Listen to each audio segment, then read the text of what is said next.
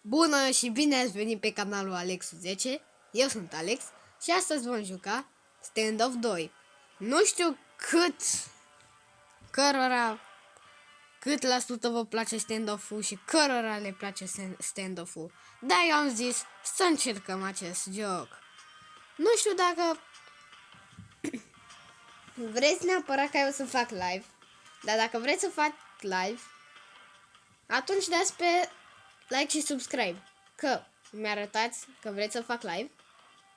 Și ca să strâng cât mai mulți subscriber și să mă joc cu cât mai mulți oameni. Așa, deci. Vă las să vă uitați la clip și let's go! Vreau să fac un 1v1 cu copilul ăsta. Dar sincer, chiar vreau să vă arăt un trick. Deci ne ducem aici, la balconașele astea. Și cu flashbang-ul facem așa. Și dăm flashbang cam pe aici. Gen, cam pe aici pe afară. Că ăsta e tricul meu.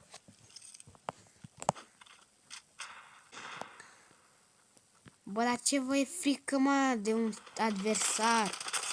E, aparent erau mai mulți. Dar eram 2 și 2 contra 4 nu cred că se pune. Bă, frate, hai să-i omorâm pe ăștia în bază. Ce mișto să fie. Mă rog, nu e mișto pentru că v-ați dat și voi seama că până la urmă te enervezi. Pentru că nu mai vrei să mori.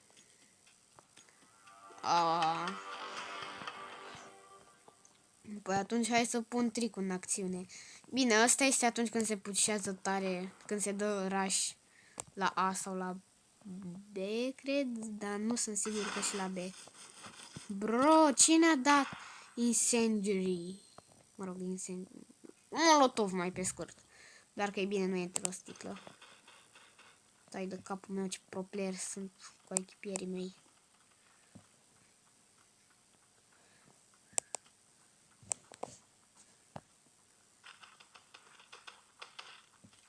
Și bun, dau așa molotov. Și asta mai ai. Nu, dă-te, dă-te. Bun. Bă, nu prea mai am mult HP. Bă, sincer, nu prea mai am mult HP. Și ăsta s-ar putea să ne omoare. Nu știu unde. E după ușa aici. Perfect.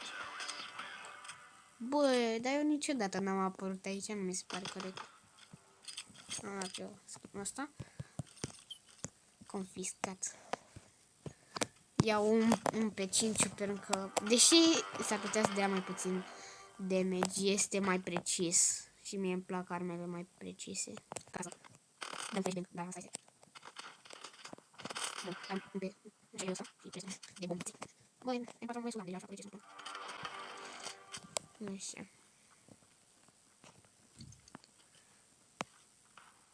Ai mei deja știu unde trebuie să se ducă. Oh, shit. Bă, nu mă așteptam să fie acolo. Sincer, nu mi se pare că am fost cam inutil. Deci, fără... Jump troll.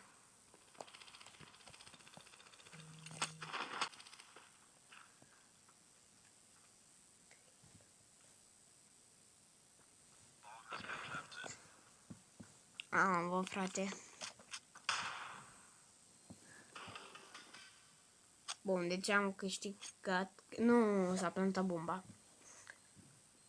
Da. Băi, sincer, e ok.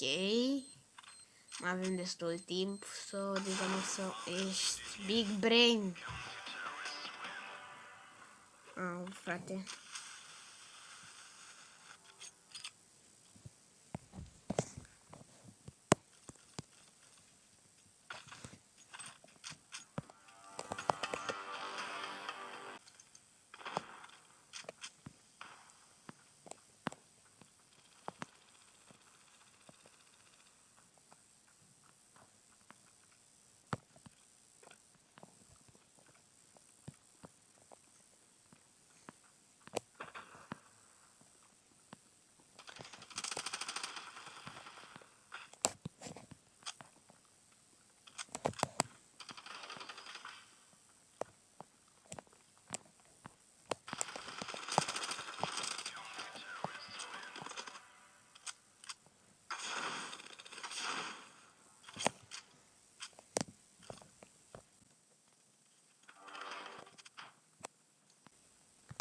Scrieți în comentarii dacă v-a plăcut episodul și cu ce ați vrea să mai facem.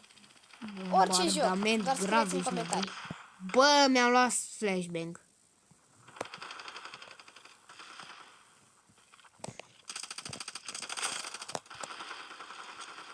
Deci dacă moare, așa bun. Au murit doar adversar.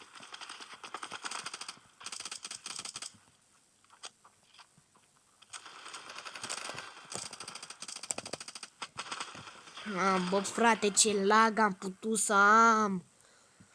Sau ce lag a avut adversarul, că efectiv eu am văzut că se duce în stânga și că nu se mai uită la mine, am zis să-l urmăresc, după care el s-a întors.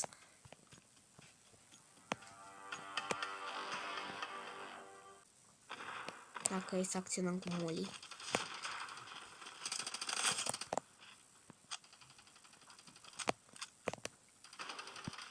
Bun, ăsta a murit. Ia eu flashbang-ul ăsta.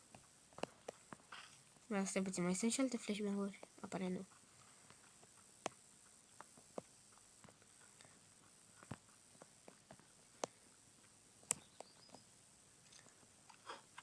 Nu-mi dau seama cât de mare e clădirea asta.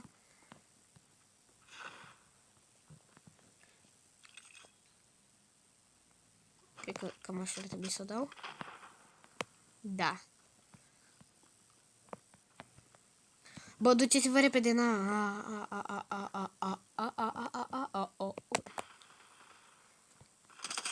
kill-ul meu. Bă, mi-ai furat kill-ul, urâtule. Bă, frate, cel puțin eu am majoritate. Deci hai să vedem ce mai...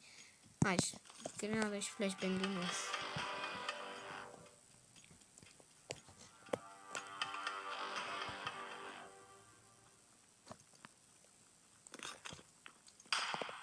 Hai că nu trebuie să dau încolo de treabă.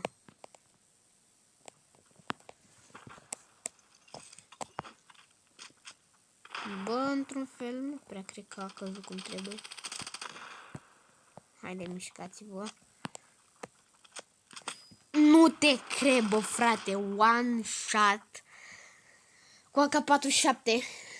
Bă, nici măcar nu l-am văzut.